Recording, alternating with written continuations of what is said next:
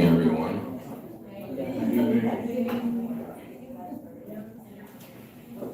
It is now 6:26. We are beginning this meeting late. I hope we'll achieve quorum.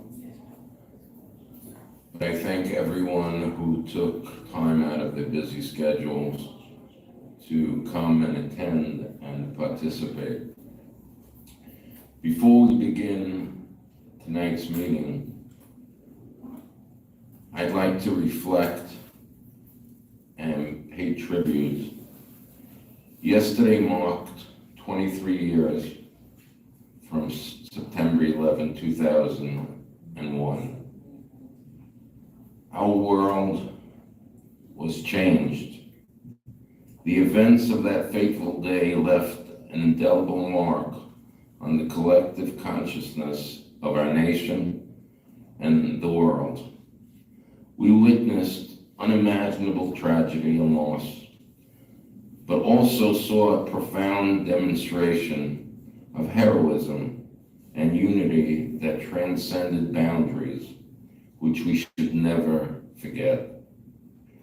The heroism of that day was most starkly evident in the selflessness of our first responders, police officers from the NYPD, PAPD, federal agents, firefighters, EMS, and countless others ran toward danger when everyone else was running away. They risked and in many cases gave their lives to save countless others. The courage and commitment remind us of the true meaning of bravery, sacrifice, and dedication. Their actions on 9/11 and the days that followed stand as a testament to the strength of the human spirit and the deep sense of duty that drive those who serve. In the wake of the attacks, we saw our nation come together in a way that was nothing short of extraordinary. Communities united, individuals reached out to support one another, and people from all walks of life came together to offer aid and comfort. The outpouring of support and solidarity was a powerful reminder of what we can achieve when we stand together in the face of adversity. On September 11, we also remember and pay tribute to all those who passed away from illnesses related to the events of 9/11. We stand in solidarity with their families and loved ones, recognizing the heartfelt impact and the intense pain of their immense loss. I will now ask that we all stand and observe a moment of silence to honor those who perished due to 9/11.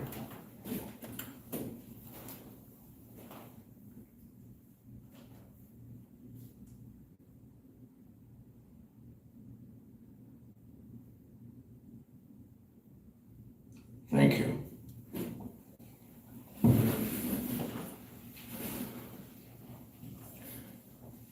I will now ask Grace to be so kind and do the roll call. Good evening, everyone. Terrell Hankerson or Lynette Shelburne Barfield? No. From Honorable Adrian Adams. Honorable Eric Adams, Valerie Vasquez, or Christian Williams. Amber Adler. Honorable Jeffrion Aubrey, Louise Emmanuel. Here. Okay. Honorable Brian Cunningham, Sidney Renwick, or Paul Rothblatt. Yesenia Cardona. Here. Okay. Congregation Benai Abraham. Okay. Oh, that's you. Sorry. Isaac Herschel. Claudia Kozier, Columbia University, Dr. Christopher Weimer. Oh, okay. Eliana de la Rosa. Melissa Del Valle Ortiz. Honorable Vito J. Fasella. Nicholas Thompson. Okay. DOCO Inc. Gregory Hambrick, first vice chair. Honorable Vanessa Gibson, Nelson Palacios, or Angel Gowd Jr.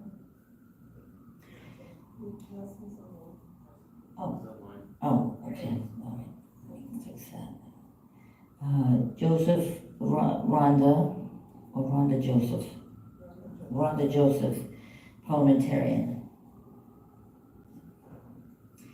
Honorable Brad Lander, Joshua Pacheco.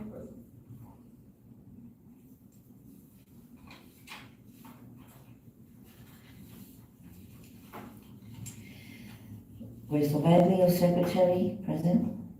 Paul Mai. Who did I miss?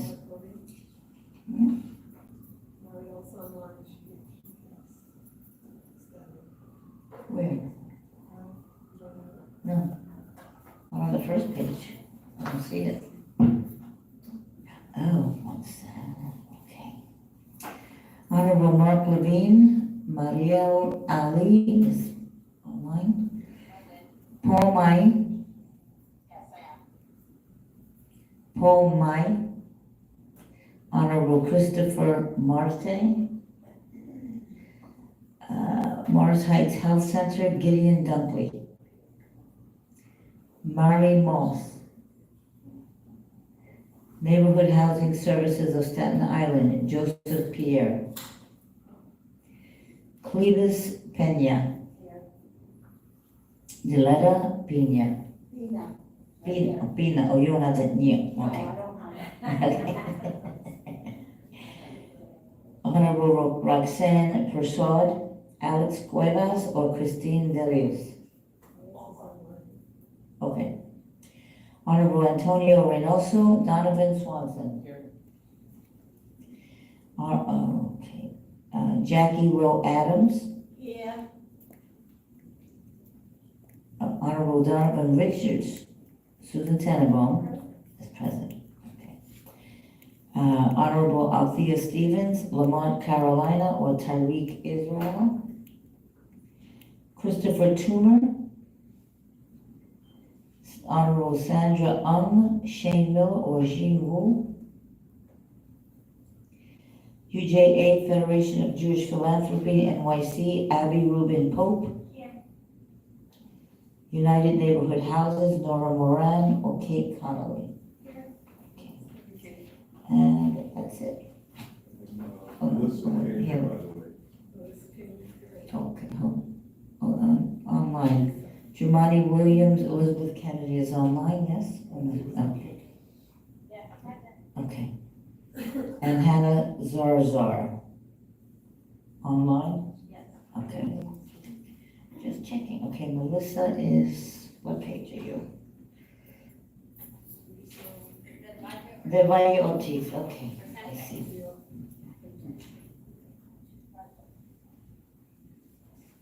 Okay, thank you very much. The mayor's office is here, it says, the mayor's office is here.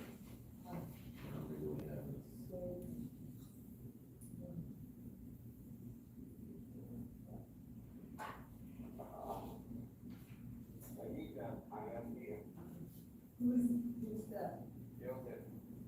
Okay, Joseph.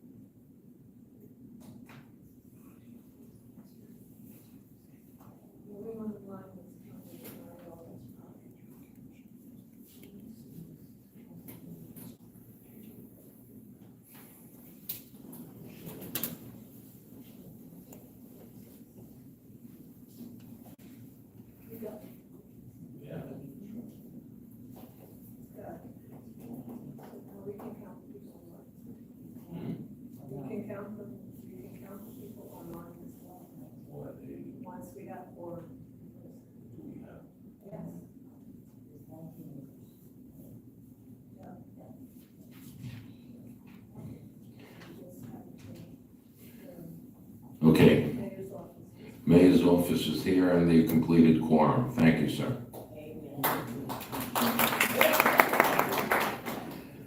Moving along with board correspondence, we'll read a letter for the acceptance of the representative, Dr. Christopher Weimer from Columbia University. Mike Bobbitt, Deputy Commissioner. Dear Mr. Bobbitt, pursuant to your invitation, I write to request the designation of Dr. Christopher Weimer to represent Columbia University in the City of New York on the New York City Department of Youth and Community Development Community Action Board. Dr. Weimer is a senior research scientist at Columbia and is the director of the School of Social Work Center on Poverty and Social Policy, a research center at the school. Dr. Weimer brings a breadth of experience in poverty and economic well-being both in New York City and nationally, as well as a deep expertise in government policies designed to promote economic security and mobility. If designated as a member of the CAB, Dr. Weimer will coordinate closely with my office and with colleagues from across Columbia to ensure that we maximize the potential for this academic and institutional affiliation with the department. Should you have any questions about Dr. Weimer or his participation in the CAB, please reach out to me or my office. Thank you for this opportunity to formalize a university partnership with DYCD. We look forward to building on our support for DYCD's mission through this unique collaboration. Sincerely, Lufton Flowers, Vice President, Government and Community Affairs, Columbia University in the City of New York. We'll now entertain a motion to accept Dr. Christopher Weimer as a representative to this board. Motion to accept. Jack Rowe Adams, thank you. Seconded by? Grace will second. All those in favor say aye. Aye. Any nays? Anyone abstaining? So moved. Thank you.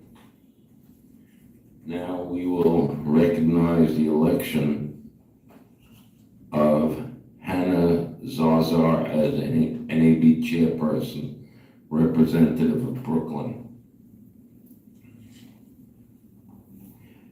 A quick bio. Hannah Zazar is a dedicated and accomplished educator licensed in general education and special education. Since 2011, she's been making a significant impact as a special education teacher in the Brooklyn Public School. Before her tenure in public education, Hannah owned and operated a daycare from 2001, gaining 18 years of experience in early childhood education and care. In addition to her educational career, Hannah is the founder of Hannah Kosher Foods, a food pantry established in 1998 in Brooklyn, which has been instrumental in supporting families and their need within the community. The food pantry prepares and distributes food to the poor and needy monthly, serving about 750 families with approximately 100,000 pounds of food per distribution. Hannah continues to organize food drives for yearly funding, managing and participates in conferences and local events, and supervises volunteers to ensure smooth operation. Hannah's dedication extends beyond the classroom and her role as chairperson of NAB Brooklyn number 14. With these responsibilities, she conducts a needs-based survey triannually to gather essential data from the community. Using this data, she oversees the distribution of hundreds of thousands of dollars in federally funded contracts to meet the needs of the residents. She's running for the position of NAB chairperson, representative for Brooklyn on CAB, showcasing her leadership and deep commitment to the community. We'll now entertain a motion to accept Hannah Zazar to our board. Motion to accept Alderman Swanson. Mr. Swanson, thank you for the motion. Seconded.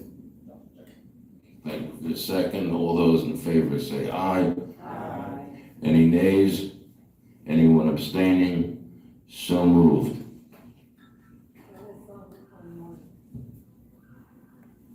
Hannah, could we hear her? Hannah, if you unmute your mic, if you would like to say a few words to the board. First of all, I want to say thank you. Anita, has been very supportive, including the sister, she's my liaison and NAP 14. She also has been quite supportive and, with the guidance and support that they have given, that has led me to, this nomination. And, I really enjoy giving, all to the community and, with the direction of, the community, I take that guidance from the community itself to hear the voice of, all of the people, to listen to what they have to say, so that I can, bring, forth what they want, so that we can, bring that energy to, fulfill what, really is needed. So, I look forward to the next stage. So thank you very much. Thank you very much. Welcome aboard. Gonna read a letter as Abby Rubin Pope is now going to be the representative for the UJA.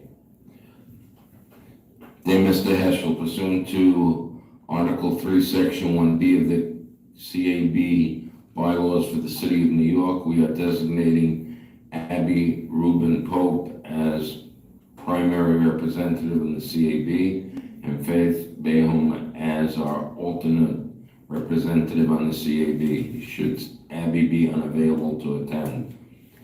Abby Rubin can be reached by email or by telephone should you need any further information. Sincerely, Daniel Rosenthal. Abby, welcome to the board. You want to say a quick hello? Hi everyone, my name is Abby Rosenthal. I'm Government Relations, Thank you very much. Welcome. Moving along. Going to read a letter for Lamont, Carolina, Chief of Staff and Representative, the Council Member Althea Stevens. Dear Mr. Heschel, pursuant to Article 3, Section 1B of the Community Action Board bylaws for the City of New York, I'm designating Lamont, Carolina, Chief of Staff as my representative at board meetings from which I am absent. I'm also pleased to designate Tariq Israel, Deputy Chief of Staff, as an alternate representative when such designation shall be required. The representative and the alternate representative contact information follows. Please let me know if you have any questions regarding the above.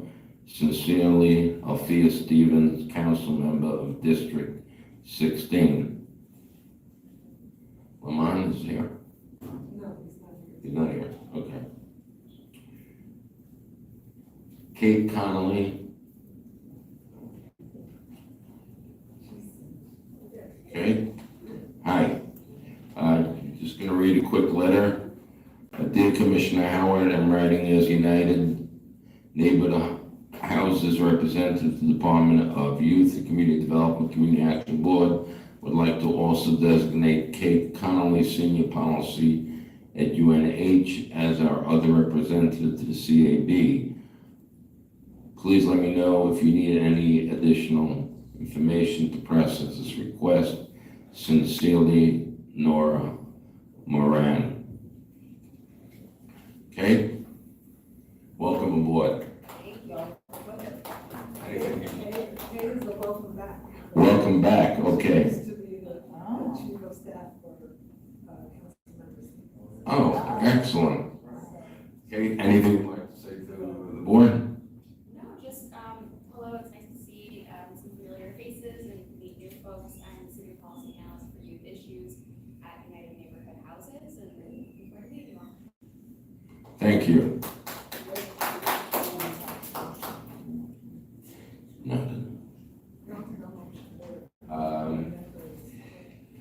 The board should have had a chance to review the minutes from the April 4th, 2024 meeting and the notes for the June 20th meeting. I will ask a motion to accept those minutes and notes. Motion to accept? Yes. Motion to accept, Jackie Rowe. Jackie Rowe Adams, thank you. Seconded by? Thank you for the second. All those in favor say aye. Aye. Any nays? Anyone abstaining? So moved. In your packet, you should have seen the CAB calendar of the meeting for the fiscal year 2025. I'll entertain a motion to accept the calendar for 2025. Motion to accept. Greg Hamrick, seconded by Donovan Swanson. Mr. Swanson. Thank you for the second. All those in favor say aye. Aye. Any nays? Anyone abstaining? So moved. Artists, as always, we look forward to your accurate and excellent report. I will now ask Artis Sanmugan, the Senior Budget Director of Community Development and Grant Management, to present her report. Artis?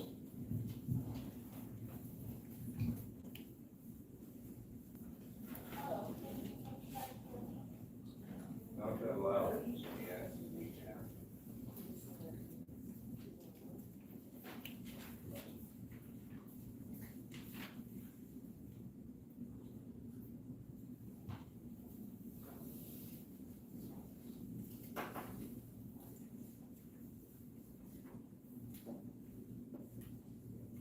Hello, can you see this, the financial report on the video screen? Yes, you can see it. Thank you so much, Mr. Chair. Thank you all, for attending. Welcome to the member.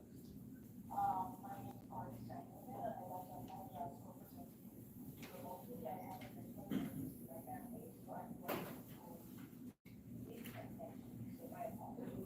I'm trying to, I'm making. Or put the mic to the Yeah. speaker. Yeah, I need to put the mic to the speaker. Push that. Is this better? It's good. Hello? Go ahead, Artis.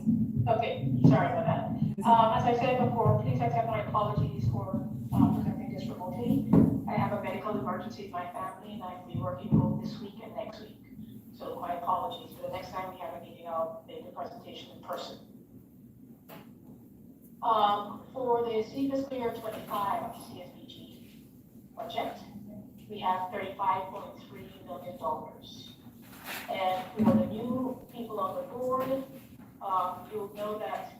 should know that DYCD allocates 79% of the $35.4 million to program contracts, which are the contract with CEOs in communities across New York City to provide services on our behalf.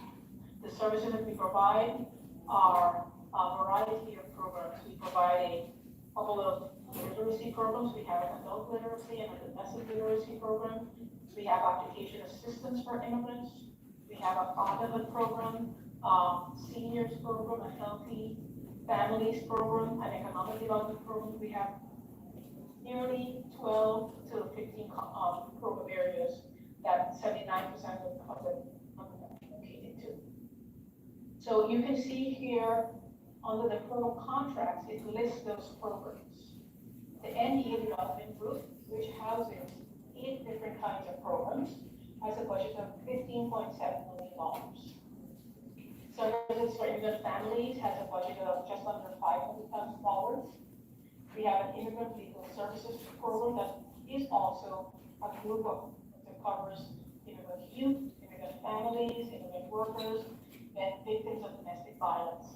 And we're allocating $2.1 million to that group. Adult literacy program, including APE and ESOL, is $759,000 for APE and $993,000 for ESOL services. Our fatherhood program is $2.7 million. Our lesson literacy program is $875,000, and SYP rounds it out at $3.4 million.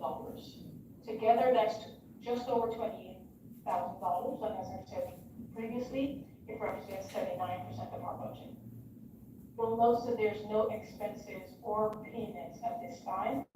That's because when this data was run for this report, it was very early in July. We had our payments team not made any payments, and also it was too early for our providers to submit invoices. So there are no expenses at this time for our program contracts. The next section that we spend CSBG funds on is the other contractual service. And this group of line item supports our program contracts above. We have a sizable budget for technical assistance of $1.2 million. We have $193,500 allocated to fiscal year reviews, which is to do legally, federally mandated desk reviews of our CSBG providers. We have $11,000 for fiscal agent services, where a few providers who do not have their own fiscal shop in their organization can sign on to this agency-wide contract for fiscal agent services such as salaries and paying other bills.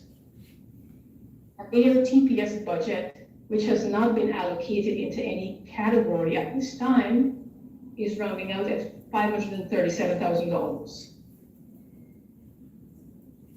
Our Community Action Symposium group has a budget of $331,000. We have a travel budget of $6,400. Stipends are amazing. NAB and CAP members is budgeted at $50,000. And our CBOs sign up, who don't buy their own insurance program, sign on to a citywide program called Center Insurance Programs. And that is a budget of $126,420. That totals $2.3 million, represents 6% of the budget. So if we add the program contracts and the total contractual services, you can see that DYCD is allocating 85% of the award to direct services and programs that support those direct services. Finally, DYCD allocates $5.1 million of the CSBG budget for DYCD staff. We do have some spending in the other contractual services, and these were expenses that should have happened in city fiscal year 24, but because the year ended before the invoices were submitted, it's hitting our city fiscal year 25 budget. Overall, we have expenses of $173,000. We have no spending at this time for our personal services because we do our cost allocation on a quarterly basis. So at the end of this month, we'll be doing our cost allocation for personal services. And by the next meeting, we should have expenses in that category. So overall, we have a total budget of $35.4 million, expenses of $173,000, with a balance of $35.2. I just want to close this out by saying we recently closed city fiscal year 20, and we set up expense accruals, expecting that the overall CSBG program will have a spending rate of 96%. And that is of the $36.5 million from last year, we expect expenses totaling $35.4 million. That concludes my presentation. I'm happy to answer any questions that board members have.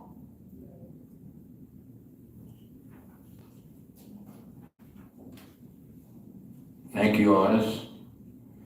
We appreciate your report. Great report as always. Thank you very much.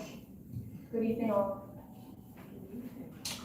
We'll now entertain a motion to accept the financial program quarterly report. Motion to accept.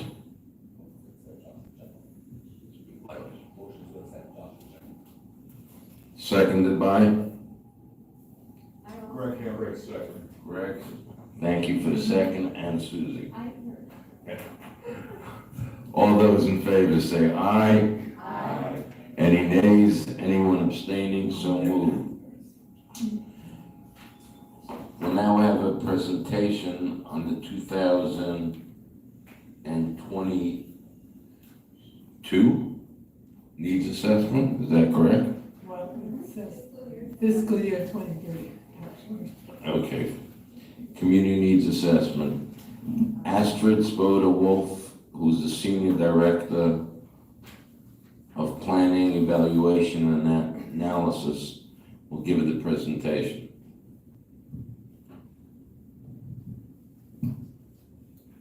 Give me a minute, we have to set it up.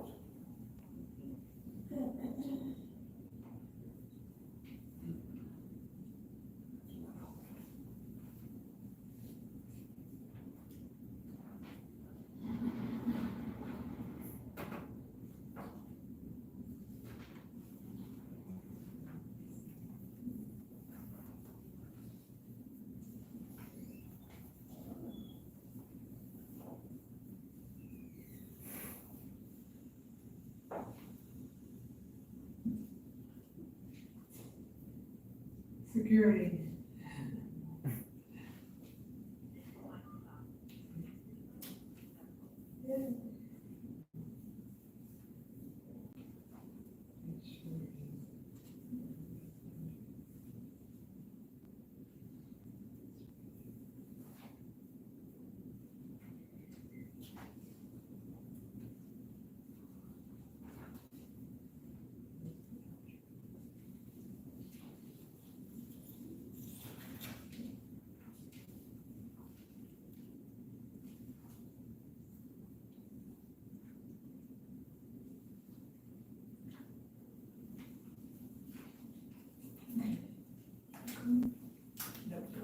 All yours.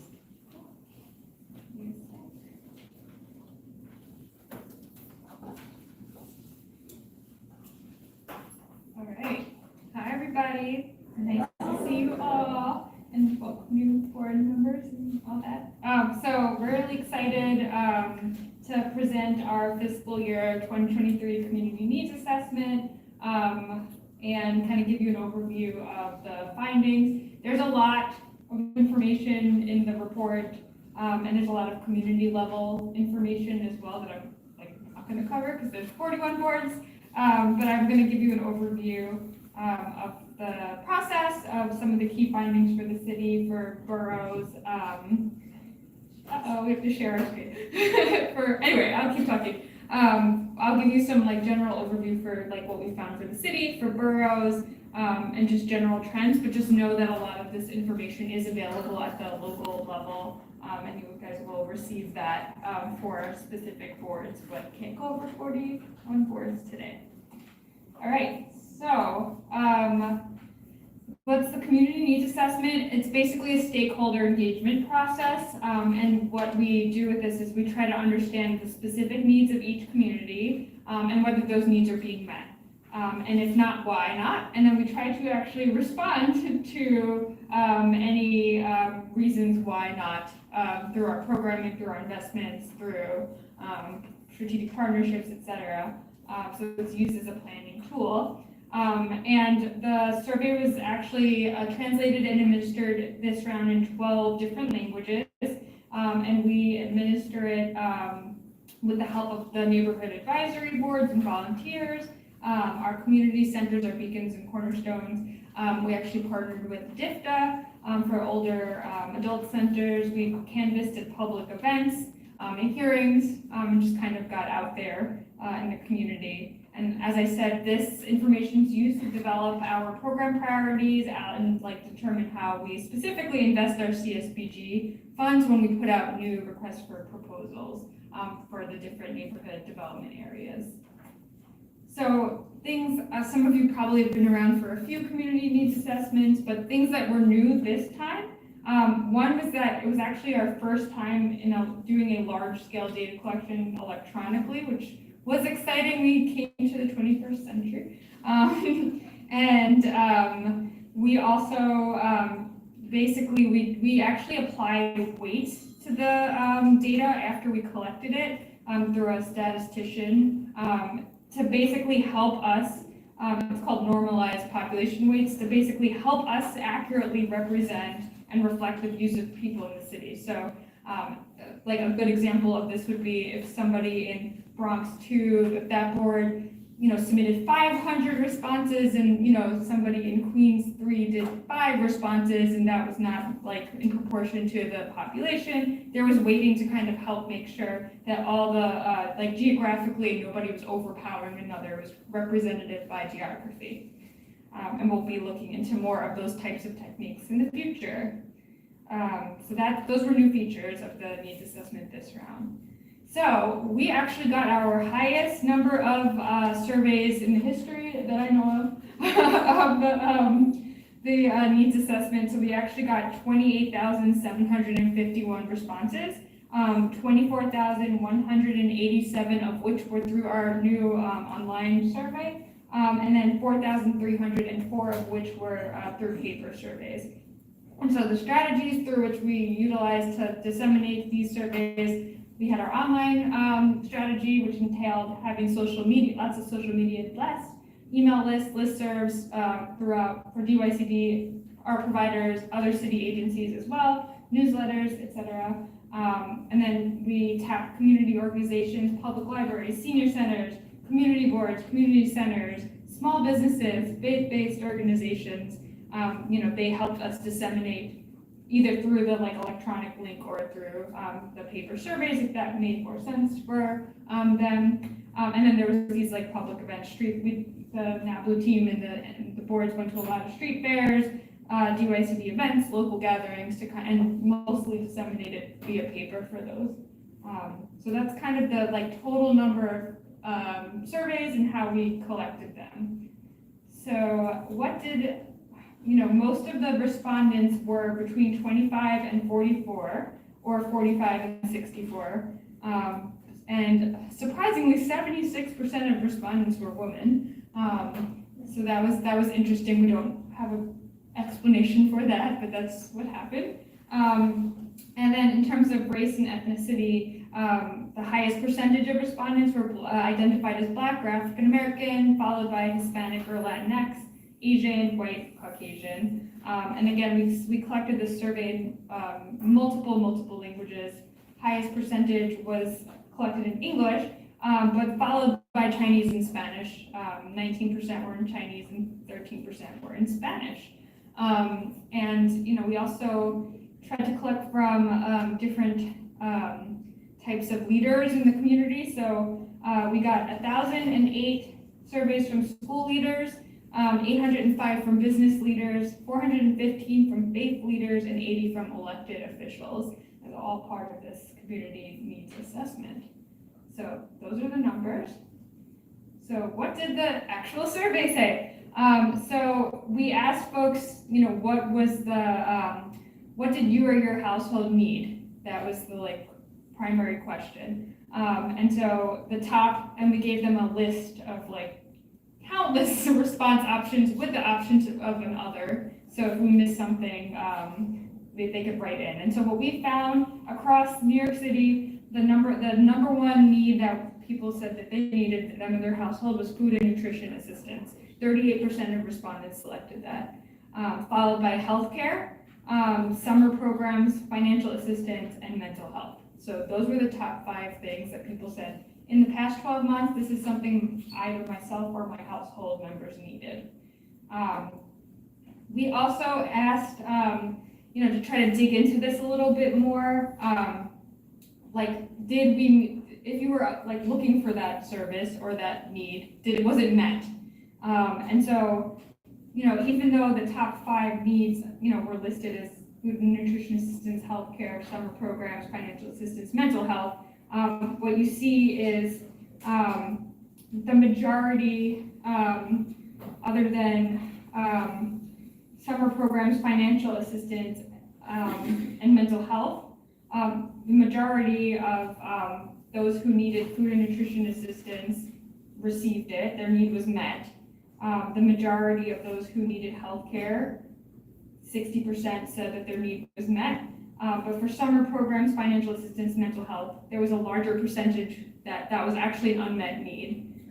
However, if you look at like the rest of the list, the gap between people, like what people said they needed versus what was unmet, the biggest gap there was actually in assistance starting a business, safety and crime prevention, interpersonal conflict resolution and mediation, mentorship, and family counseling. So although there were smaller percentages that said they needed this service overall, the gap between having that need and having that need met was much bigger for those 5 categories. So that's kind of, a little bit of an overview of digging a little bit deeper into the needs data.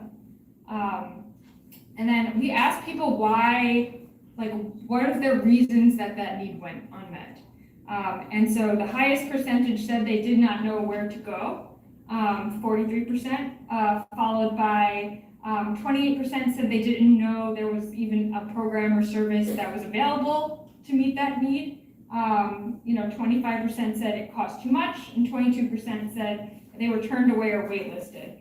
So, what that data tells us is there's an information gap, because we do actually have the city as a whole, not just DYCD, has a lot of services that are no cost, that are throughout the 5 boroughs that they could be leveraging to meet their needs and could be utilizing. So, we also asked folks, how do they get their information? And most folks said that they get it online, by email at community centers and through social media. So DYCD is really thinking about that information and trying to, basically message out more of our services at the very least to folks through those mechanisms, because that is what our data says to do. And just as a side note, 79% of respondents said they prefer to access services near their homes, and we've been using that information to kind of determine how we locate and site our programs going forward, so that it is accessible, so that they know it's available, it's in their community, and we're kind of making sure we're using these communication methods that people are saying they're using to connect people to services going forward.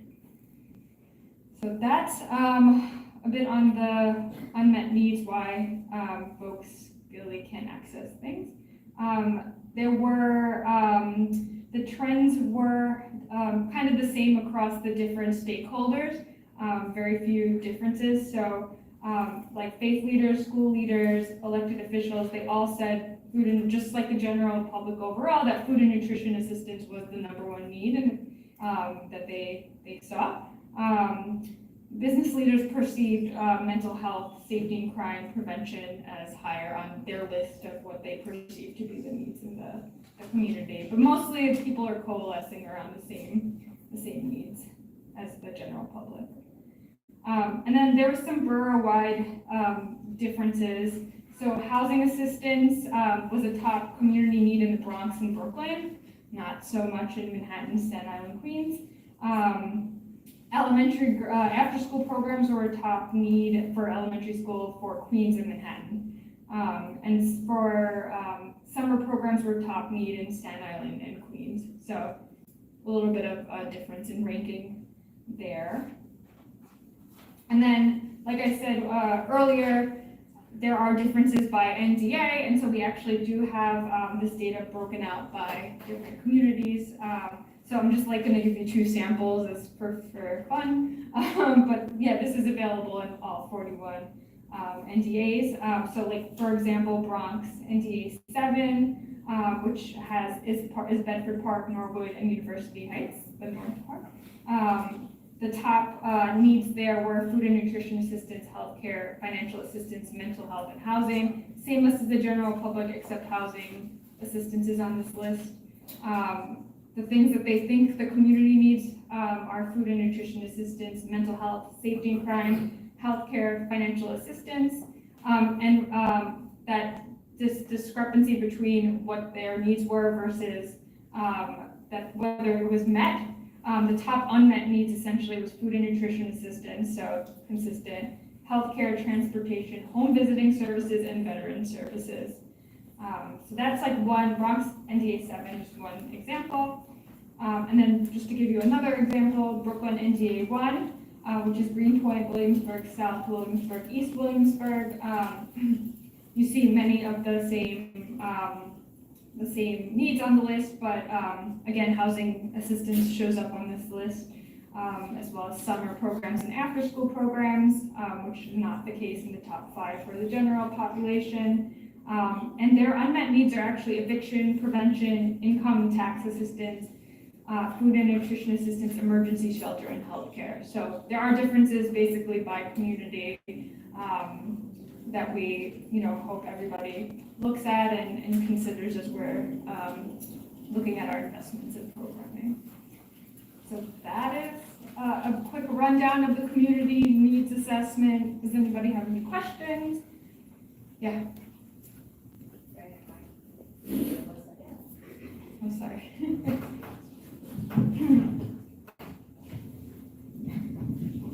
Melissa Majorities. In the past, I have requested as to why we weren't asking or targeting persons with disabilities as part of the needs assessment. Persons with disabilities are like more than 30%, remain at 30% below the poverty line consistently throughout their lives. Is there any way, because after attending the conference at the UN, is there any way that we can, for the next round or part of planning moving forward, make a very conscious effort to specifically target persons with disabilities in asking them to participate in the survey? Because I think that a lot of this demographic information would be completely different if we made a very conscious effort. As I sit here and I'm sitting and I'm looking at a t-shirt on the wall celebrating diversity, there are people that are locked in their homes that cannot come downstairs, though they may or may not have access to the internet. But we have senior centers, we have all these other things, but children that are being cared for by persons either with disabilities or persons who themselves have disabilities and children with disabilities, I never see the information on the data sheet ever.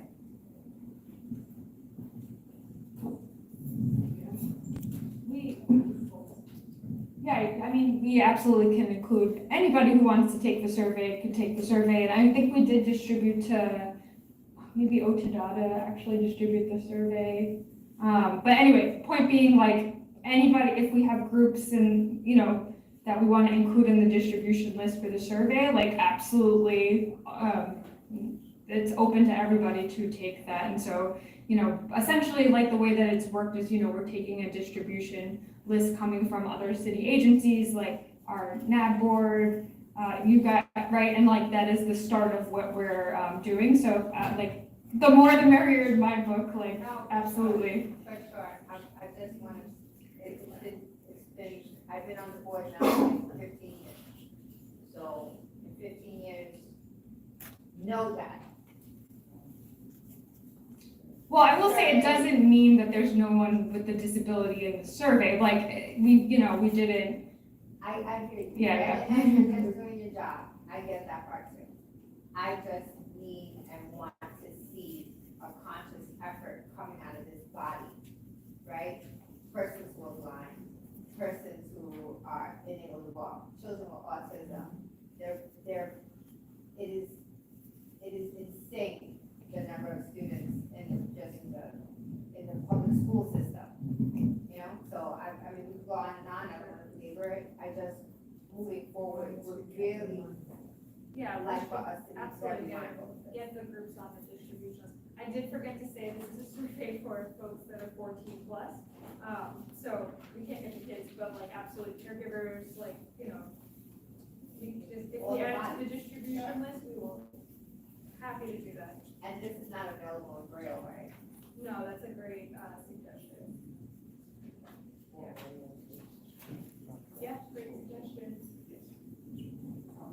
Hi, I just want to say, Every time I do community needs assessment in my community, I include everybody. Unless we actually, and that is able-bodied people and people with disabilities, I include everybody because we need to get the data for everybody because everybody's a human being. But unless we put in the survey specifically, do you have a disability, those questions, that may be the only way to get the data that you're looking for. But as far as doing community needs assessment, I know that DYCD always urges us to include everybody from the ages that, unless those questions are specifically asked, that, and sometimes you have to think about, people may not want to disclose their disability. So you have to be careful how you word the questions so you don't offend anybody in that particular population. But I know that DYCD is very inclusive. Oh, one thing I will say is on our universal application for our programs, we do ask folks around, whether they have a disability. They can decline to answer because that's not going to be, but we actually can look at and we have looked at who are we serving in our portfolios that have disabilities and kind of done some studies on that. So DYCG tries to be mindful of that, but I hear you, more outreach is better. Yeah, it's just not in the numbers. Right. Hi, thank you for your presentation. I mean, this paper report has a little bit more, including it does have a pie chart. It doesn't speak to everything that's been mentioned, but it does flag the percentage for those with disabilities that indicated as such. But I do agree there always should be a more concerted effort. I would love if this presentation, and maybe can be included later attached, more, I'm happy, well, I'm not gonna say I'm happy, but the average 24-year-old, but I know there was a great effort with young people, and I think we need to extrapolate that separately, just because if a young person clicks, for example, we see mental health here, the interventions for a young person under the age of 18 or between the ages of 14 and 18 is different than an adult clicking mental health.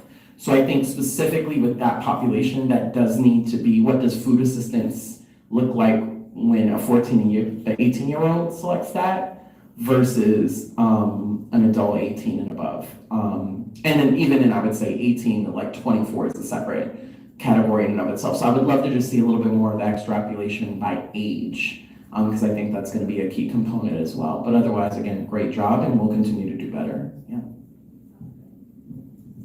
We can break it out that way, so that sounds great. Agreed with you. It's very different.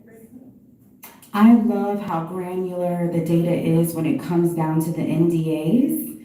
I think that is absolutely amazing. And when it comes to the community boards, because the community boards do district needs statements.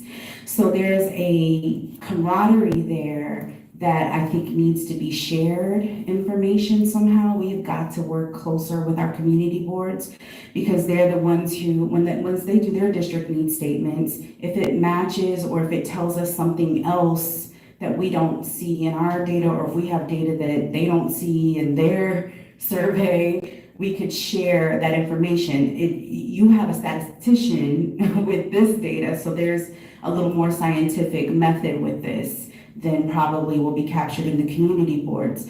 But that is something that we should definitely look at as far as data, I don't know what you want to call it, data sharing or resource data information between both.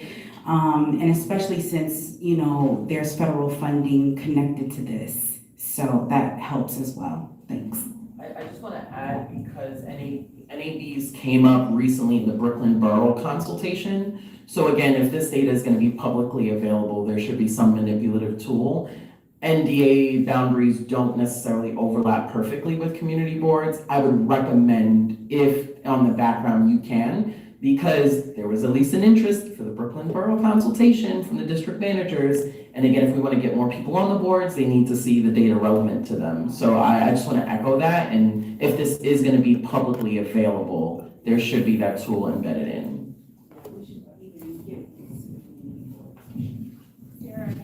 Oh yeah, I just want to point out, I was at the borough consultation, so if you want to talk about that, we can discuss afterwards. And also, I did want to add that we have been talking to the Department of City Planning in fact, about how, because Department of City Planning does work with the community boards on their, this district needs.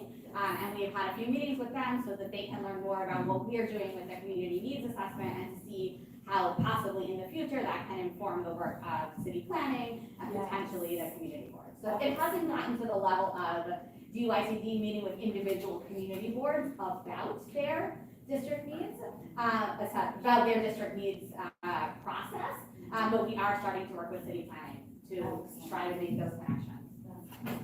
Oh, okay, wait, so, Is it possible for you to stay for the end of the meeting, so whatever members have questions, you can answer it, because in the interest of time, since we're running extremely late and we still have other things to cover, I would greatly appreciate, you staying and answering the members' questions. Yeah, no problem. Thank you very much, Ash, for an excellent report and for the wonderful work you do. I'll entertain a motion to accept the presentation. Motion to accept the presentation. Name? Mari Moss. Moss, seconded by Donovan Swanson. Donovan Swanson, second. All those in favor say aye. Aye. Any nays? Anyone abstaining? So moved. You say nay? Okay, so noted. It gives me great pleasure to ask our esteemed Associate Commissioner Ron Zhang to give the Commissioner's report. Commissioner? Thank you, Chair. First of all, just wanted to congratulations with everybody on achieving quorum tonight. As always, thank you all for your efforts and commitment to this very important work. I'm pleased to deliver the Commissioner's report. As the Chair just indicated, it's getting late, so I'm going to brief. All right. First, back in August 6th, there was the National Night Out Against Crime. So, 38 NDAs had NAB members and DY staff tabling. So it was a great day, but then towards the end, there was the thunderstorm that sort of ended all that very quickly. But it was a great day. On August 14th, DYCD sponsored a spectacular symposium at the United Nations marking 6 decades since President Lyndon Johnson signed the Economic Opportunity Act. The symposium drew hundreds of participants and VIPs to celebrate the landmark legislation, which laid the foundation for the nation's war on poverty. Many NAB and CAB members actually attended. Our commissioner spoke, commissioner from New York City Mayor's Office of International Affairs spoke, folks from the State Department of State spoke, and also the National Community Action Partnership members, representative from there spoke also. So it was, on the whole, a great symposium. And at the end, the commissioner did what we call a commissioner's roundtable, kind of featuring DYCD's senior staff talking about our services. So that was great. And then, in the last few weeks, NAB borough managers have been attending various back-to-school events around the city, recruiting NAB members and sharing information on DYCD programs, and staff are also attending mayoral town halls and other community meetings. Just a quick update on Safe Growth. DYCD partnered with Safe Growth for community crime prevention workshops. Last training at Far Rockaway went very well. 31 people attended on the first day, then followed by 27 people on the second day and 21 on the third day. It was great. NAB members, NYPD, DYCD staff, were all there attending that. The next will be in the Bronx. Training is going to be on September 26th, 28th at the Eastchester Heights Community Center, which will include members from NAB Bronx 7, 8, and 12. As you probably are aware, in May, a concept paper for the future iteration of our fatherhood initiative was released, and this fatherhood concept paper incorporates a new model of our program, providing services not only to custodial dads, but also some non-custodial fathers. And the program is designed to serve people at different levels. We call it tiered programming. So those who are interested should look for our RFP for this program. Recently, DYCD has announced awards for adult literacy and adolescent literacy programs from our recent RFP. 63 awards have been made already, 56 for adult literacy and 7 for adolescent literacy. We have a few NTAs that did not receive proposals, but DYCD is figuring out ways to, bring funding and service to those NTAs anyway.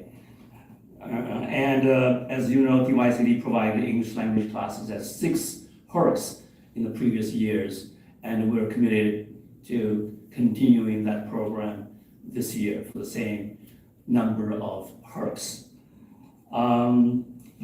Lastly, Dads Take Your Child to School Day will be recognized on September 19th. This year, there will be a signature event at UAU Brighton Beach Cornerstone in Staten Island. As always, we welcome NAB and the NAB and CAB members to help us raise awareness and raise your children's schools and register your children's schools and encourage others to hold their own events. That's the Commissioner's report. Thank you. Commissioner, much appreciated. I'll entertain a motion to accept the Commissioner's report. Motion to accept. Greg Hamrick, seconded by? Second. All those in favor say aye. Aye. Any nays? Anyone abstaining? So moved. Thank you. The Executive Committee met on August 22nd. We reviewed the agenda. We voted on the agenda. The committees presented their reports. There was no old business. New business was Ariel Savransky notifying the board that she'll be leaving UJA, and another representative will take her place. The meeting was adjourned at 6:39. Before we continue, I just want to take a moment to thank Ariel for the incredible work she did when she was part of this board. She was an invaluable member and did exceptional work, and she is going to be sorely missed. So if you can be so kind and tell her, well, I'm sure you'll do a great job. She was outstanding. So thank you. I will now ask my first vice chair, Greg Hamrick, to be so kind and present the governance committee report. Thank you, Mr. Chair. Good evening, everyone. I'm just going to go high level. These minutes are in your packet so you can read at your leisure. The meeting took place on August 21st. I want to thank, in particular, Marielle Ali, with support from Jackie Rowe Adams, who ran the meeting in my absence. I was away on vacation, so I wasn't there. So thank you both for keeping the meeting going. You'll see in the minutes, the CAB vacancies were listed there, so we're obviously making some headway, but still have some room to go to be able to fill some of these vacancies in the low-income sector, and we have one vacancy in the private sector. You heard from Hannah Zarza, I hope I'm pronouncing that right, who is running for the chairperson she won the election. All right, great to know. Congratulations, Hannah, for Brooklyn 14. We talked about quorum, so we missed quorum by one person on the last meeting. One person, so it's really good. I know it can't be overstated. Good to know that we made quorum this meeting. If we didn't, it becomes very problematic if we have consecutive meetings not making quorum. And think about the interaction and the collaboration that just took place as a result of that presentation for the needs assessment. If you weren't here, then some of that feedback would not get back to the people that need to hear that so we can continue to do this work. So please, your presence is vitally important to make these meetings. We all have stuff going on in our lives. We're just not only make the meetings, try to make it on time so we're not rushing the meeting, rushing the agenda, so people are not getting home later than they need to be. So thank you for that. We went over new business, and then of course, the announcement that Ariel got a new position. Can't overstate again what the chair said. She's been a valuable member of this board and a valuable member of the executive leadership of this board, and she's going to be sorely missed. And UJA has been represented on this board as a private sector for many, many years. So good to see that that's continuing. So we look forward to working with you on that. As a result, the second vice chair position now is open. We're going to be accepting a slate of candidates between now and the next scheduled governance committee. So if any of you are interested in putting your name forth, please do so. Email Anita, and she'll make sure it gets to members of the governance committee. So far, Donovan Swanson has put his name forth for that role, and we know he is a valuable member of the CAB and has represented this CAB as a representative, of the Brooklyn Borough President's Office. So happy to hear that. So his name is put forth. So between now and the next governance committee, please, if anyone else is interested, let us know. We will be voting on that in advance of the next meeting. Meeting adjourned at 6:28, and that was it. So thank you all. If you have any further questions, please feel free to see me after the meeting. Thank you. Thank you, Greg. Motion to accept the governance committee report. Motion to accept. Susie Tenenbaum, seconded by Donovan Swanson. Those in favor say aye. Aye. Any nays? Anyone abstaining? So moved. Anita, if you can be so kind and present the program committee report.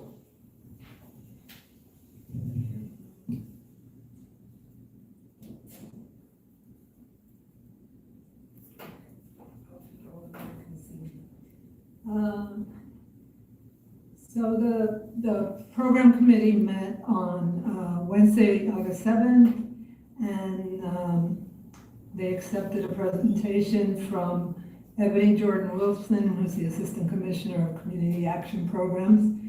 And she talked about the upcoming, at the time, the 60th anniversary of the War on Poverty that was coming up.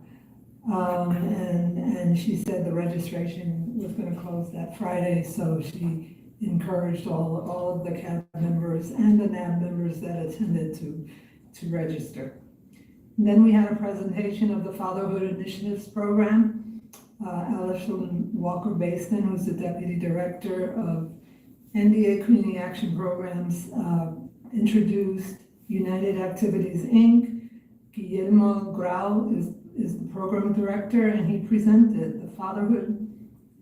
The program is called Fatherhood Matters, serves non-custodial fathers 18 to 24, I believe, and it's one of 6 programs across the city. And this is the first program that is in Staten Island.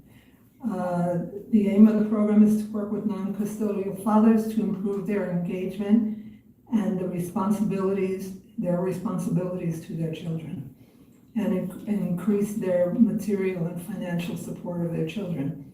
The program also serves as a resource for fathers to educate and empower them by offering a curriculum of 20 parenting classes that range in topics as what it means to be a man, effective communication skills, co-parenting with the custodial parent, child development, father's rights, and more.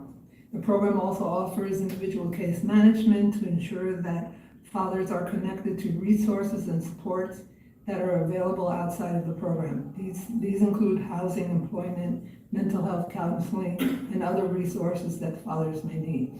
The program also provides monthly activities that include the children and the custodial parent or guardian to strengthen the co-parenting skills. This past July, they had a family fun day.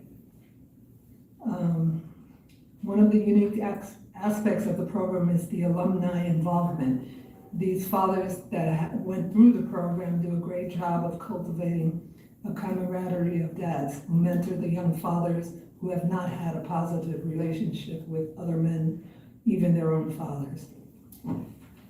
And that's pretty much it.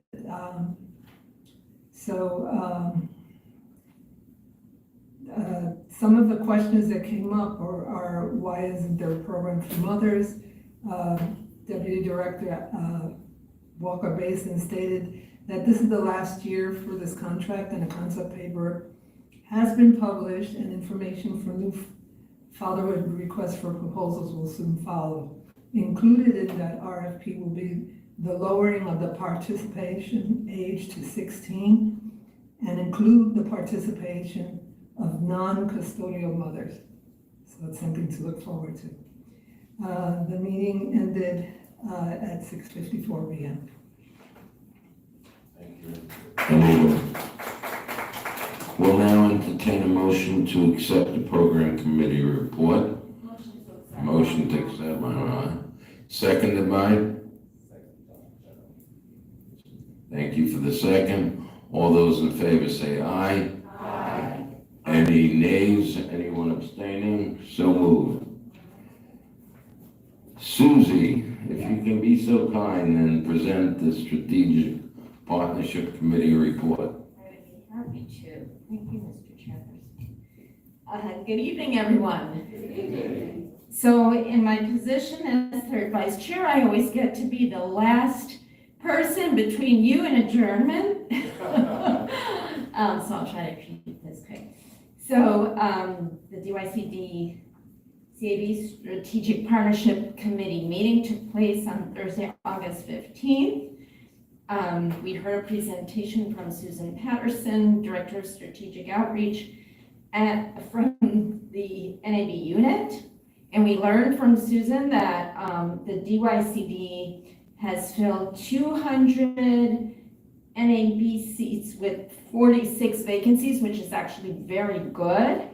But we also learned that as far as elected officials vacancies, there are 66 seats filled and 180 vacancies. So we were all very concerned to hear this. I imagine that was in August. It could be that the numbers have changed a little bit since then. Susan and Anita told us that some members had been taken off the boards because of excessive absences. Some have come to the end of their term. Some have moved out of the NDA, the Neighborhood Development Area. The NAB unit is constantly recruiting new members. On behalf of the committee, I requested a list of vacancies broken down by borough, and Anita and Susan and Anita provided that, so thank you very much. And hopefully that can be made available to anyone who's interested. Right. Okay. Elected officials will be given a list of the NAB members in their district, and if the elected official knows a member in a DYCD NAB seat that member can be switched to the elected official seat so that, you know, if that's the issue that they don't, if they're concerned that they don't know the person that's going to be put into their vacant seat, they can actually, they can choose from NAB members who are already serving. So that is a wonderful option. We had a very lively conversation, and our NAB and CAB members offered suggestions on how and where to recruit members, and we requested some sort of a platform, like an online platform, so we can share best practices with each other as we're looking to recruit, to help the NAB unit to recruit new members. So, there's going to be an MS Teams chat page for use beginning in September. That must have come up after the meeting. That's wonderful. Anita Antonetti, Senior Director of Strategic Outreach in the NAB unit, then talked to us about NAB outreach that had been going on over the summer. The unit was involved in many outreach events, including National Night Out, as was mentioned before, back to school events, Night to Family Days, and community survey days. Members of the NAB unit team are going to elected officials' offices, community board offices, going to the mayor's town halls to answer questions about DYCD and just to get the word out about NAB membership. And we keep coming back to that same point that, I mean, serving on the NABs and on the CAB certainly is, I mean, it's such an opportunity to serve the community at the grassroots level. And we think a lot of people just don't know that opportunity is out there. And we have to help to make that connection. And you know, that's the reason, kind of preaching to the choir, but that's the reason we're all here, right?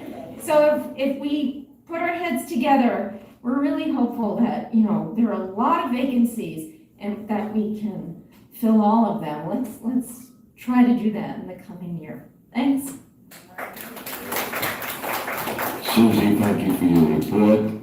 We'll entertain a motion to accept the Strategic Partnership Committee report. Motion to accept. My, thank you. Seconded by? Second. Second. All those in favor say aye. Aye. Any nays? Anyone abstaining? So moved.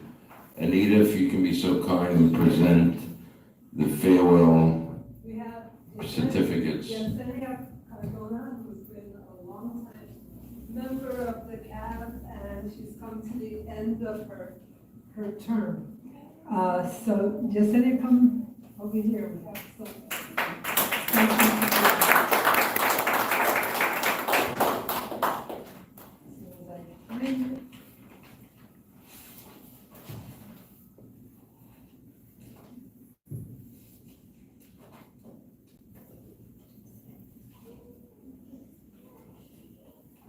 We have a certificate of appreciation, and it says the Department of Youth and Community Development hereby presents Yesenia Cardona this certificate in great appreciation of the many years you have served, you have graciously given to the Community Action Program through your work as a member of the New York City Community Action Board, representative of Region 4, Bronx, NDA 7 and 8, and former member of Neighborhood Advisory Board, Bronx 7.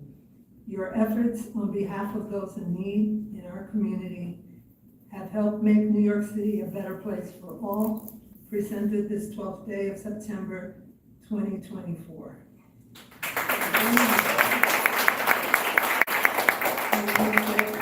Thank you for your service. Thank you. I'm sorry, I don't like the spotlight. I'm humbled for the opportunity. Thank you. I've met so many people, and I hope to continue my work in the community. Thank you very much. Thank you. So we have another one for Miss Claudia Koger. However, she was unable to come to the meeting tonight. She was representing Region 16, Queens, NDA 1, 8, and 9, and is a former chairperson of Neighborhood Advisory Board, Queens 1. So it says the same thing. Her efforts on behalf of our communities in need are greatly appreciated. So that's that. And the last but not least, this one goes to Lily Dasgupta, who you may know is working with us. This is a certificate is in great appreciation of the many years you have given to the Community Action Program through your work as chairperson and member of Neighborhood Advisory Board, Brooklyn 14. Your efforts on behalf of those in need in our community and make New York City a better place for all, presented this day, 12th day of September 2024. Congratulations. And that's it. Thank you, Anita. I want to wish the best to those and thank those who terms of office have ended. You've been an invaluable asset, and we greatly appreciate the work you've done. So thank you, and congratulations, and best wishes. Old business, quorum reminder. I don't have to tell anyone how important it is to attend these meetings, and would greatly appreciate if we can start our meetings at 6 o'clock promptly, so there's enough time to cover everything and answer all the questions you have. I'd like to thank the Associate Commissioner, also Andrew Miller, Anita, and the DYC staff for all the work they did to ensure that we have quorum.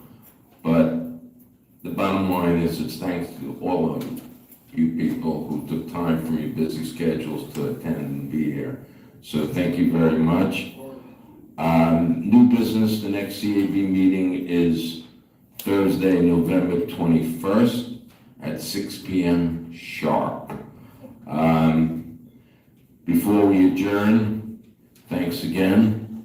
And since the next meeting will be in November, which will be the new year for the members of the board who are Jewish, I'd like to wish them and everybody else a Shana Tova, a happy and healthy and wonderful new year.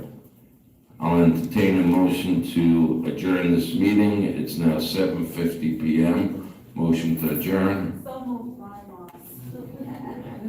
All those in favor say aye. We need a second. I think we'll find a second for this. Donovan, thank you for the second. Donovan beat me.